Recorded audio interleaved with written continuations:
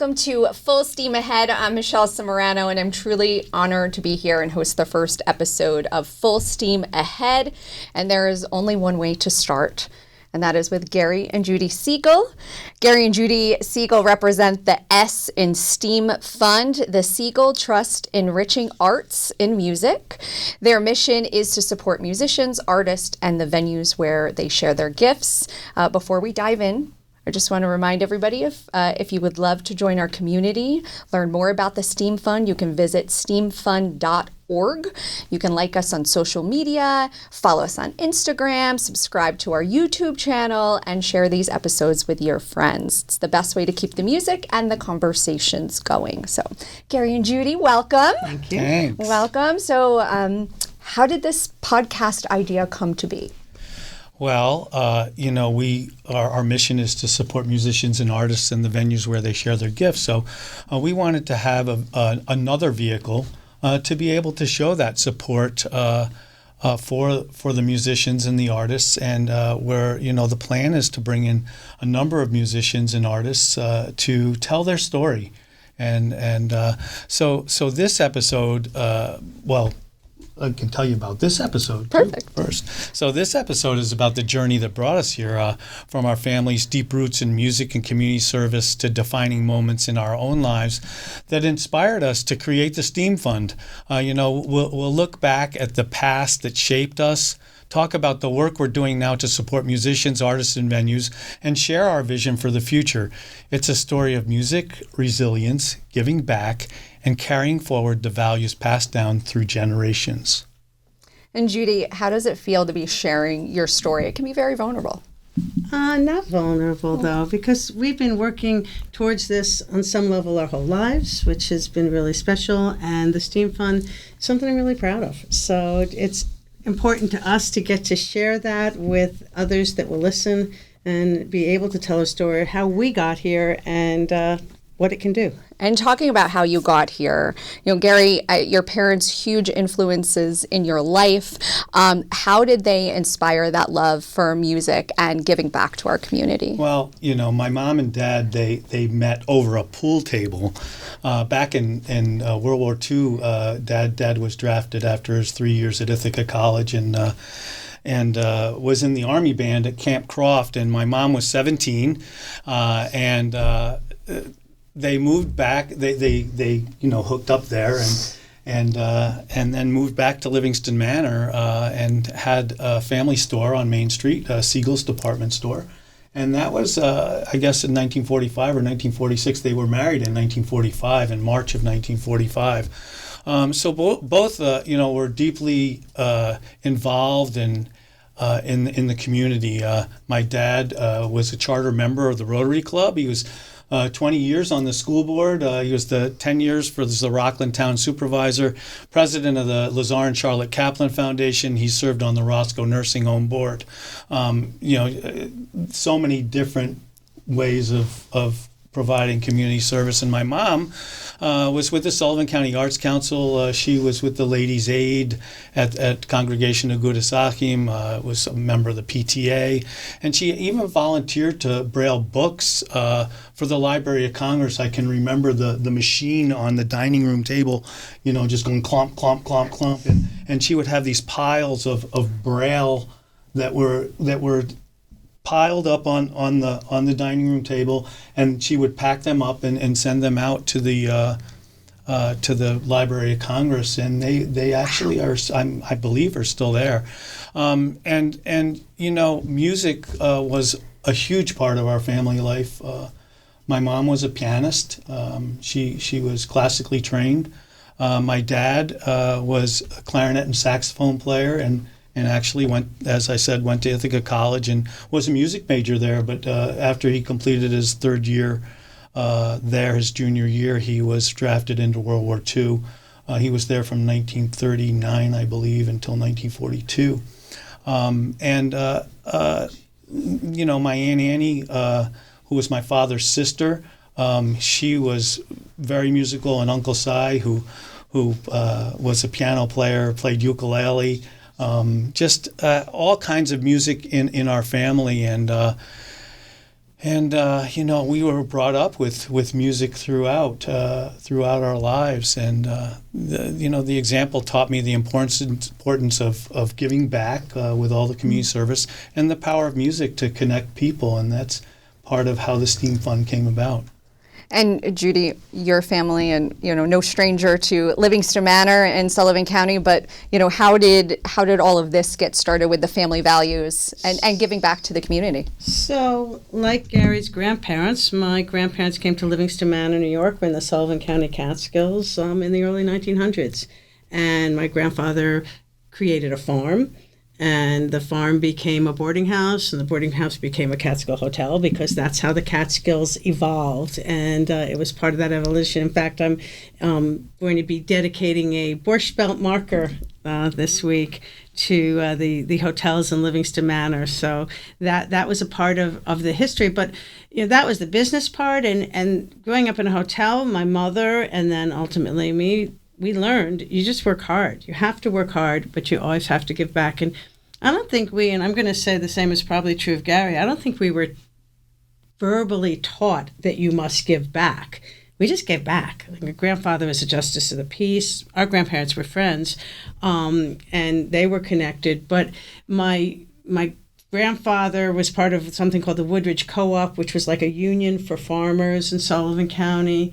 And my mother grew up on that farm and then hotel, and she was part of the Board of Cooperative Educational Services Board for 25 years. She was always an advocate for people. There were always people in our house that were needy, that had troubled lives, that she either gave a home to or gave meals to. She was part of the League of Women Voters back in the day. She was part of Emily's List. She always supported. It's what you did, part of the synagogue as well. And CASA. And CASA, right? She's part of the court-appointed special advocate. She helped start that in Sullivan County. It's just what you did. So I just grew up knowing it's what people do. That's what everybody does. Right. It was all a lead by example type situation. They're involved in the Chamber of Commerce and hardworking, and if you're going to do something, get it done and be a part of making it better. One of my father's favorite phrases was, "Don't complain about the darkness, turn on the lights." And so just do something to make the world a little bit better. I think we all need that reminder every once in a while. So how did these early experiences shape those values that you still hold with you today? Well, of course, for me, so I have giving back is what we do. So Gary and I are both actively involved in the Sullivan County community. And Sullivan County, Livingston Manor is a very small town. Livingston Manor has 1,800 people, maybe 2,000 people by now. We both were born and raised there. The school, K through 12, had 700 kids or something like that. So we were always connected in some way, and we both had very similar values. And I think that was an attraction that we had to each other. It's how we sort of got there, and just know to give back and try to make the world a little better along the way, because we feel pretty blessed in the lives that we have. And so if we can have great things, we should help other people have them as well. And speaking of Livingston Manor, being a small town here in Sullivan County, it's you guys obviously knew each other. You said your grandparents were friends. It was, We actually have a picture of us in the synagogue when I was 6 and she was 3, standing next to each other. We did. Downstairs. Yeah. It's actually on our wall. And I actually watched. So the better than that is that we knew each other, and we did very similar things. I was in chorus. He was the golden child in band. All those things happened. And my friends and I used to watch him and his girlfriend, because he's 3 years older than us. And oh yeah, there's Gary and Vivian, and they're out there playing tennis, and they were always he was the vice president of the band, I think, and or the treasurer or something, and she was the president, and they were the yearbook coordinators. They did everything together, but they're very cute. But then they graduated. She went on to be a doctor, and he got me. And speaking of, how did you guys reconnect? How did we reconnect? How did you drop Vivian and reconnect? How did you drop Vivian? I think it was my junior year going into senior year of college, and came back for the summer, and we connected that summer, actually. We went out to a lot of the local No. Sorry. No. It was when you were heading into your master's degree of... No? No, you might be right. definitely He's not. right. I take it No, back. because it was He's right. it was after my junior You're year, right. which was 1979. I just want to make a point that Judy just said Gary was right. The It only was a time moment. we You have heard it right we have on it. camera. Yeah, so 1979, the summer of '79, and actually, what happened was me and my friends were renting a house in Ithaca. It was up on top of a hill, Nelson Road, I believe it was, and I was working at my parents' hotel. She was working at the hotel, and I asked her if she wanted to come up to Ithaca. Well, we were gonna sign the lease, and I guess you I had to ask my mother, did, and she said, "Okay." I'm not sure my father would have said okay, but my mother said okay. and the rest is history. And the rest is history. There was a number of years between that moment. Yeah, and then we got married in 1984. After that. He came back to teach in Livingston Manor. He went off back to Ithaca to get his master's, and I went up there with him. But at that point. going back, our families knew each other from when they came here in Livingston Manor. The early part of the 20th century. Both of our early 1900s. grandparents, all of our grandparents came here through Ellis Island, and actually my grandfather passed away in 1926. My father was 7, and Judy's grandfather was the special guardian to my father. So they, our families knew each other. We have home movies from 1940 with my family and her family in them that Uncle Cy had taken, that are in our basement somewhere that we'll have to dig up at some point and a lot in our basement. Yeah. But so the history of our families and the legacy of all the service that our families have done and their involvement in music has all helped to shape what the STEAM Fund is doing now. And shaping, Gary, you went to Ithaca, went to school, came back to Sullivan County to teach. You started at Livingston Manor School teaching? I did. I came back in 1980. I had no idea what I was going to do. I had a music education degree, and my neighbor, I used to mow his lawn for I think $3, and he came out while I was mowing his lawn and said he was the president of the Board of Education in Livingston Manor, Alan Fishman, and he said, "Listen, there's a music opening. You want a job?" And I said, I thought about it. I said, sure. It was a general music job, which I really wanted to be a band teacher, but I took the job and I taught there for 3 years. And then went back for my master's in Ithaca and came back and got the job in Liberty as the instrumental music teacher there at the high school. So in terms of the philosophy that shaped my musical views, it's interesting. I mean, music. You always had to fight for the music programs, or at least to advocate for them, because they weren't always supported through the budgets. They were the first thing. They were the first thing to be cut, as music and the arts. So I learned at a very young age to advocate. I was on the government relations committee for the New York State School Music Association from the time I started teaching, I believe.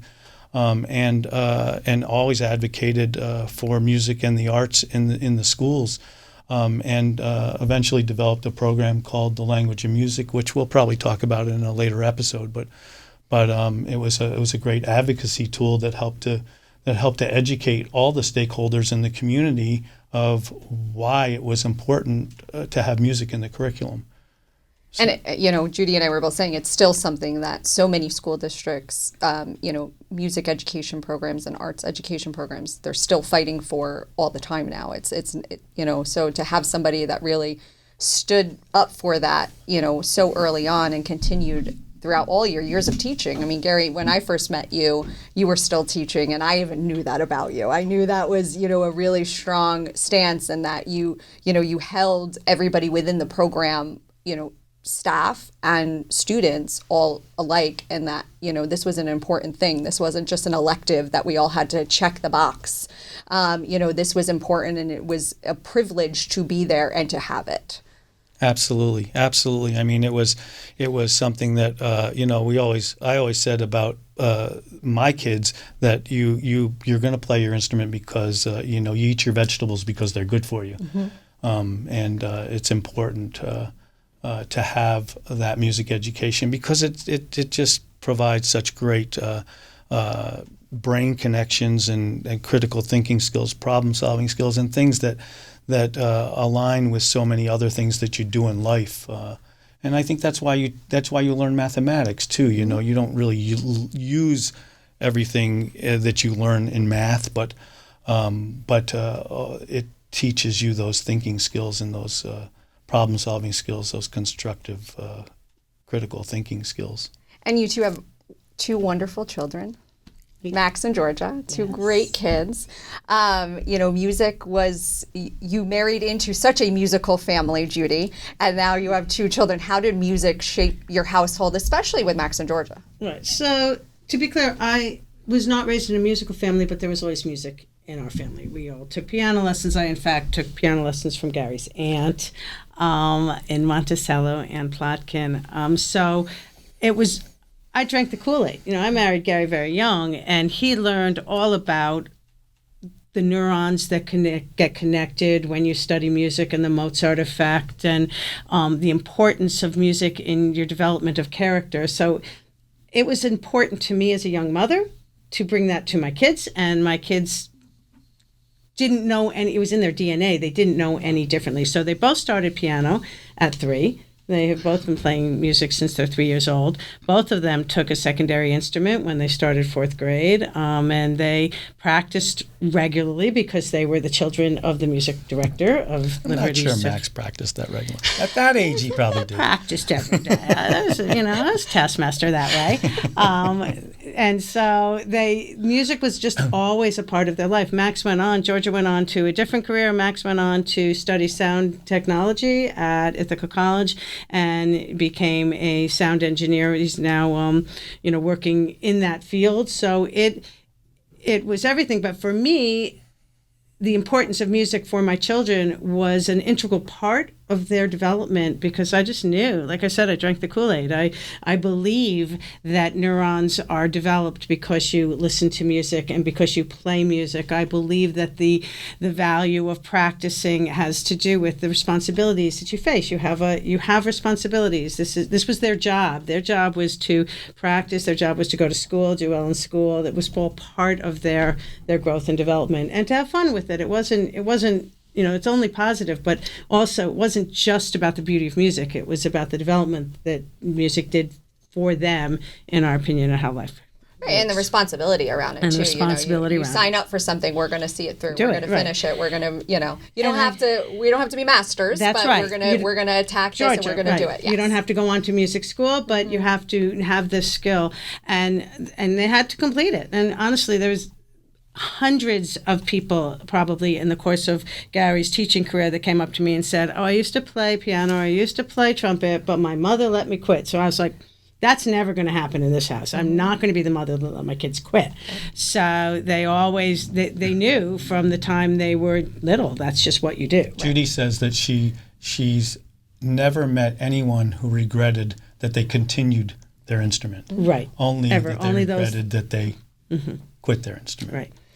A very true statement as somebody who, after 1 year, gave up the clarinet. So, very true statement. I was never going to, but it does. I mean, I continue with chorus. My life is perfect, but, we still, music really does have a huge place in my life. So, I understand that. Mm-hmm. So, let's jump quite a few years now,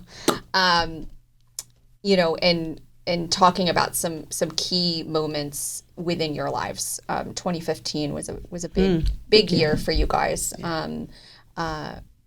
Gary, I know I had the pleasure to meet your dad, Lee, and but 2015, it was a tough year. It was a very tough year. We lost Dad in August of 2015. But he, the greatest thing was that he was lucid and alive and functional up to the day that he passed. And he was on his way to play at a Calhoun Center Town he was band in concert. his band clothes. And Calhoun Center is this tiny little town in Sullivan County, and they have a weekly concert every summer, and he was going to play that evening. Yeah. So it was. Listen, he had a great run. It was 4 days before his 96th birthday, and we were, devastated that he passed. And Mom had passed back in 2008. She had ovarian cancer, and so that, and then Max's accident happened in October of 2015. So there were all these huge moments, that really affected the family, but a lot of good came out of it. So my sisters Terry and Shelley and Judy and I talked about after Dad's passing that we would like to form some sort of a foundation to help keep both Mom and Dad's legacy alive and their memories alive. And that's sort of how the STEAM Fund got started. So. And you talked about Max's accident. Judy, as a mother, the toughest day of your life. Probably one of the toughest periods of our life, because it was more than one day. And again, happened all in 2015. So that was August. Gary's dad passed in October. Max, at 23, had a really horrible car accident and was airlifted to Westchester Medical Center Trauma Unit.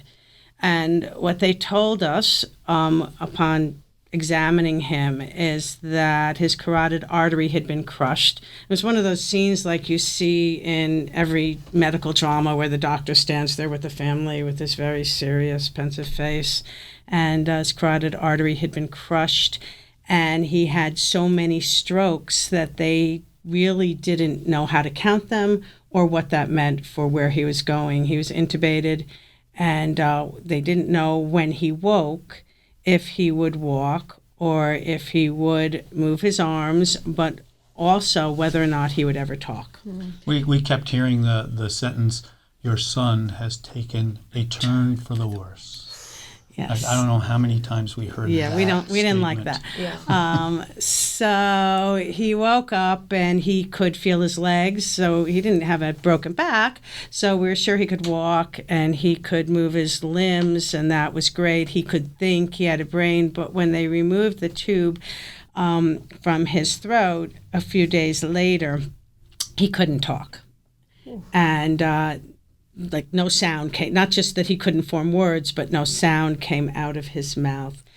So one of the beautiful things that happened, there are many beautiful things, but one of the beautiful things that happened when he was in the ICU there, in the trauma unit, was his friends would come and visit him, and they all had music. They all had music playing by his side.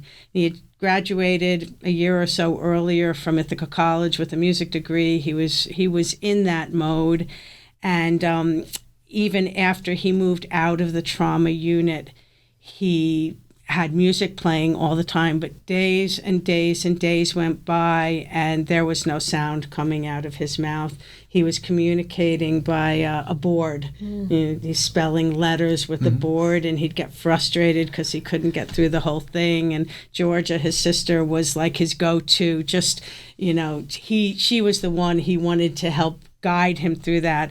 But you knew that he knew what day it was. Like he had a brain. Right. He hadn't lost anything. Right. Things were not connecting at the moment. Right, correct. but there was no sound. And we didn't know if there ever would be. And we were kind of emotionally preparing for that. But one day, somebody came along and brought him a keyboard. And he was sitting in his bed, in his hospital bed, and he started playing Stevie Wonder riffs. on the keyboard. And that afternoon was the first time that sound came out of his mouth. Wow. And he learned to speak again. So It took a while. For him. it was days. It was not a minute. And it took, he said a word. We taught him. There was a friend who brought one of their babies to visit. And the baby was going la, la, la, la. And Max would go la, la, la, la. And it was...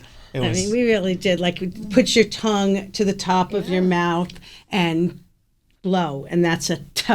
And he learned to speak again in that process. But the point of the STEAM Fund direction in that regard, and me, is it solidified all of it for me, that everything that I had always believed to be true, to me that showed to be true, that music carried him over. There was a direct correlation for us that he played music and neurons were connected and now he spoke.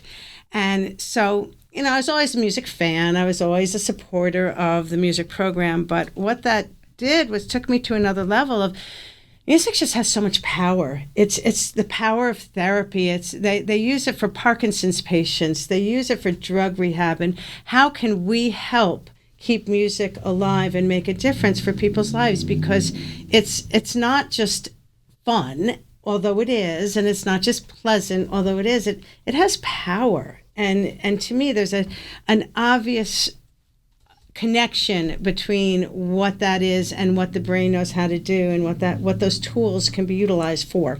So that's my driving force behind the STEAM Fund, is keeping music alive and live music alive. Right. And again, it shows music being that universal language. Even Absolutely. if you can't verbally, Absolutely. speak that language, you connecting. Can utilize it. And I think it's important to note that Max today is great. Max speaks fluidly and fluently, and walks and skis, and he's active. He's an active. He recovered famously, and in part, I'll go back to the hard work he learned. Maybe it's his DNA, but also maybe he learned how to work really hard, and he's very grateful for everything. Well, and he never gave up. He never gave up. Never gave up. And always had, still doesn't give up. Yes. And always had such a positive attitude throughout the whole experience. I mean, it was just amazing to see him as a human being that, many could have just crawled up and said, I'm done, or he had been to angry. learn. But he never showed any anger. Always showed enthusiasm and great gratitude that he was alive and wanted to make the best of things. One of his first words was lucky.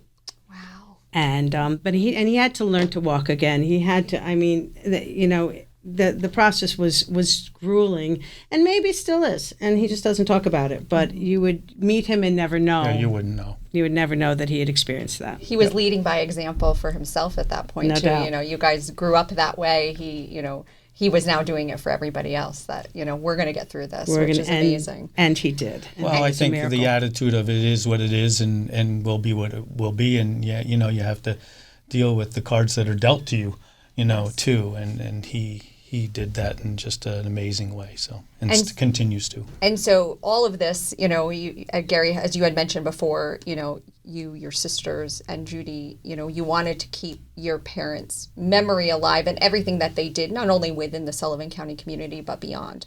And so you guys started a fund in their memory, and it eventually became the STEAM Fund. Yes. Siegel Trust Enriching Arts and Music. There you go. Yes, I think we rebranded in 2021 or so. Mm-hmm.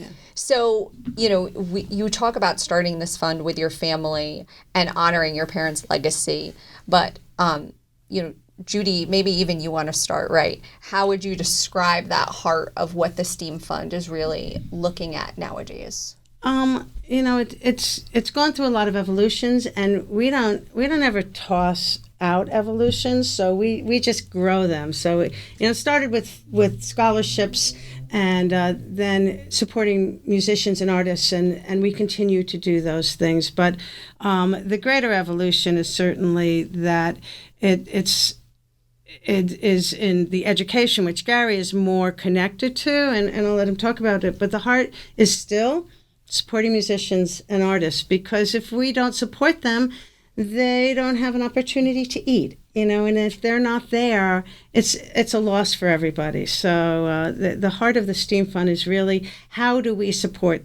the musicians and the artists? So there's many different vehicles that we have to be able to deliver the mission of supporting musicians, artists, and the venues where they share their gift. So the first one is MOGAT, which is Mission 1 Gig at a Time. And that was sort of initiated during the pandemic when artists and musicians could not perform live. So we got applied for and got some grant money and raised funds through donations, individuals who donated. And we helped to just fill up their tip jar when they were doing streaming performances online. And that sort of evolved into supporting festivals, music festivals. We still do the individual musicians. Judy and I will walk into a venue where there's a musician playing, and we'll leave something for their tip jar, or we'll Venmo them, just from the STEAM Fund and say that it's from our Mission 1 Gig at a Time initiative. And can I just, as a break, that I think it's important to note that we do receive donations and we do receive grants, but we're very careful about how those donations and grants are allocated. So when people donate to us, that money goes to support the musicians and the artists. When we receive grants that are specific for heart-healthy things, they go to another little box, and we're careful about how we utilize those monies so that people know that they're giving to the cause that they want to be represented. And Judy is the mission police. I am the police. Does this fit in our mission? Yes. You want to go to cheerleading camp? Sorry, can't help you. But if you have a musical component to what you're talking about, we're pretty liberal with what a musical component is, because arts have value in a lot of different directions. But things that are, soccer, cheerleading, whatever, those things don't fit. Gary and I might give to the cheerleaders, but the money that somebody might donate will not go to that. Right. And, so you talked about Mission 1 Gig at a Time. So now there's the education point and, healthy eating, right? Yes. So the arts and education programs, that came about through Theater Within. I went to a John Lennon tribute. Theater Within is the organization behind the John Lennon tribute every year in New York City, and basically what happened was the executive director got on stage and mentioned that they were bringing the John Lennon Real Love Project into the schools, and that was really the epiphany for me. To say we want to bring arts and education programs into the schools, and that's how I got involved with the Theater Within. Now I'm another one of my life sentences as a board member there, but we have expanded that so that we have we provide all kinds of arts and education programs that deal with social emotional learning, nutrition, food education, mindfulness, etc. We do assembly programs. We have residency programs, songwriting programs, all that contribute to using music and movement to be able to provide kids with tools that help them with their everyday challenges, really. And we've done over 100 programs over the last year. And we're expanding into Delaware County, Orange County. We're hoping to get into Ulster and Rockland counties this year. We've touched many, many students in Sullivan County at all 7 of the schools here. So it's just been a fantastic ride, and we have great teaching artists, Beth and Scott Bierko, and we're expanding that now to partner with this Chandelier Music Festival and Weekend of Chamber Music, who my parents were. The Chandelier Music Festival, my parents did not miss a concert from the beginning, which was 31 years ago. So let's see, it's 2025. So that was a long time ago. A long time ago, right? So 1995, I guess it was, or 1994. and they went to every Chandelier Music Festival concert during their summer series when up until they passed. So it's a really kind of full circle to be now partnering with the Chandelier Music Festival and with the Weekend of Chamber Music to bring artists and do visiting artist type of programs that are coming into the schools. Let me just say the Chandelier Music Festival, for anybody that isn't familiar, and the Weekend of Chamber Music are both programs that run in the summer in Livingston Manor, New York, and they're both phenomenal programs that bring classical musicians and artists from all around the world to come to Sullivan County in our little New York Catskill town for the enjoyment of the community and the local residents, and truly one of the most phenomenal musical experiences anybody can have right here in this very small town. And we'll be premiering our first one coming up in Sullivan County soon. And we're really looking forward to having these world-class musicians work with the students. They're going to be performing. They'll be doing workshops and master classes with the kids here in the Hudson Valley and the Sullivan Catskills, and we're just really excited about that. Such a once-in-a-lifetime opportunity for kids who Absolutely. probably never saw that on their bucket list for their school year. For sure. So, most kids sometimes have to wait till they get into college to have that kind of experience. If they ever have that opportunity. Mm-hmm. So I want to also go back to with Mission One Gig at a Time that we have been sponsoring a number of music festivals like the Bold Gold Music Festival, the HPAC Sullivan County Festival, the Chandelier Music Festival, the Weekend of Chamber Music, the Catskill Public Theater. There are a number of festivals that we sponsor, the Sullivan County Dramatic Workshop, Forestburg Playhouse. So all of those venues and those organizations, STEAM Fund has been supporting over the last couple of years through Mission One Gig at a Time, and I know my parents would be so proud that we're doing that to help keep those organizations going and providing the great live music that they provide. And so both of these programs, again, you can learn more about them at steamfund.org. And if you're interested in learning more about how you can maybe bring them into your school or into your maybe after school program or before school program, please visit steamfund.org. And Judy, we talk about where the STEAM Fund is now. What are your hopes for where it's going to be, or where, whether it's 6 months down the road or 60 years down the road, where is this going? If we just stayed like this and continue what we're doing, we would be doing great things, and that's fine. Music's everywhere. So for me, we're always looking for opportunities and grants and funding so that we can do this more places and farther. My wish would be that the STEAM Fund could help support musicians and artists everywhere. And that would be amazing. And if it just, as I said, continued and we continue to support the musicians and artists locally, that would be amazing as well. I think that there's great value in all of that.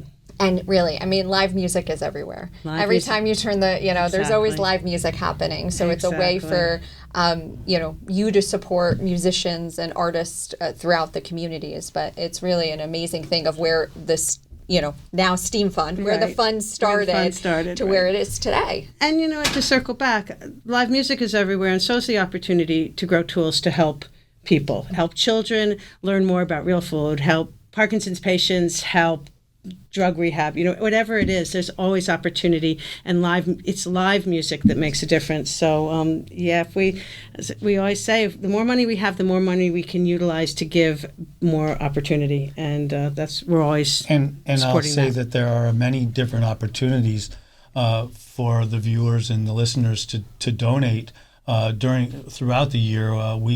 We participate in Hudson Valley Gives. We are a component fund of the Community Foundation of Orange and Sullivan, And listen, I'm on the board. Another one of my life sentences on the board of the Community Foundation of Orange and Sullivan, and I highly recommend that if there's anybody out there that is thinking about creating a fund, a legacy fund of any kind.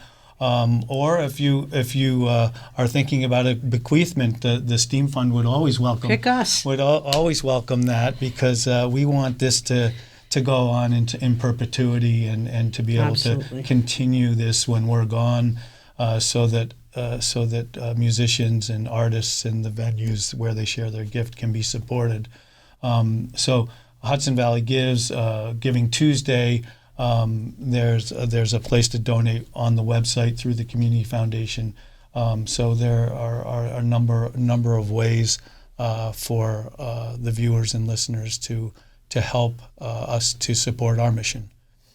What do you think Mom and Dad, Gary, would say about the STEAM Fund? What do you think their true reaction would be that you did this in their memory? Can you do that in a Southern accent? Well, y'all. His mom was from Chattanooga, Tennessee. No, I think they would be really proud. I think if they had the chance, they would probably have done the same thing.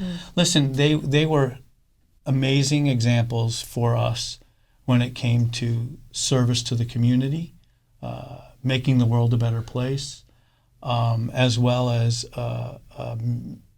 musicians, being musicians, supporting arts organizations. There was, the examples that they set. I think it's in our genes, and I think they would just really be proud of what we're doing. And honored. Mm-hmm. I was going to say, I think they would be really honored, but I also think they would be like, well, let's actually do this and this and this along with it, right? There might have been some other ideas floating in there. Right, because that was the type of people they were. It was just continuing to give back. Gary, what's one takeaway with the Full Steam Ahead podcast, right? Episode 1, we have more episodes coming. What is one takeaway you want to make sure that people walk away with today? Well, I think, I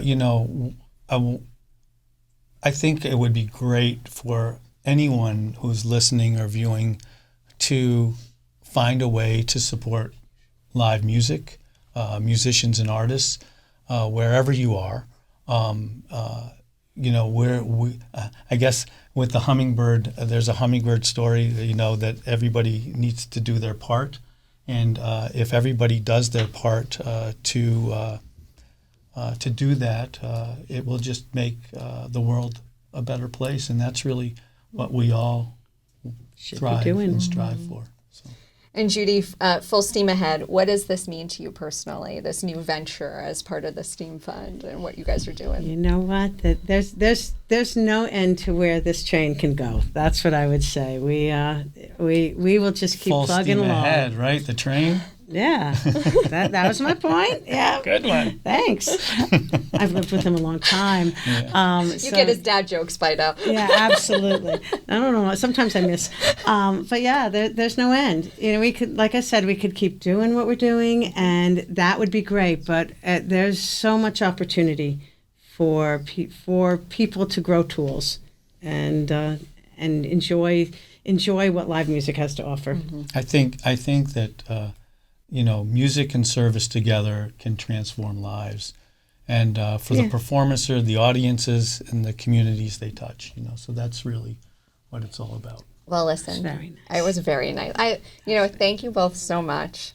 Again, it's steamfund.org. Hey, if you don't have $1 to give, you can share this podcast. You can share the steamfund.org site with your friends and family. The more we talk about these things, the more people will benefit from the STEAM Fund. Absolutely. And I think that this episode sort of gives a general overview of the STEAM Fund, and the plan, I think, at some point is to talk more in depth about the programs, the specific arts and education programs that we are doing in the schools, and that'll be a time, for another time. Absolutely. And they should stay tuned for for episode number 2. Yes, Yeah, yes. So our next episode of Full Steam Ahead, I have the privilege of sitting down with legendary jazz drummer, composer, educator, honestly, one of the coolest guys I've ever met, Thurman Barker. We talk about him growing up in Chicago in the 60s and his, quick move to New York and being on Broadway and working with some amazing legendary musicians. I don't want to spoil it all too much, but and just talking about where he is now and really how music had such a huge impact on his life, being his career, but also having, what that meant and how he got started, which is a really cool story. Again, I'm not going to spoil everything because you have to come back for episode 2 of Full Steam Ahead. Leave them wanting more. That's exactly what we're doing here. And I can't wait to sit down with Thurman Barker.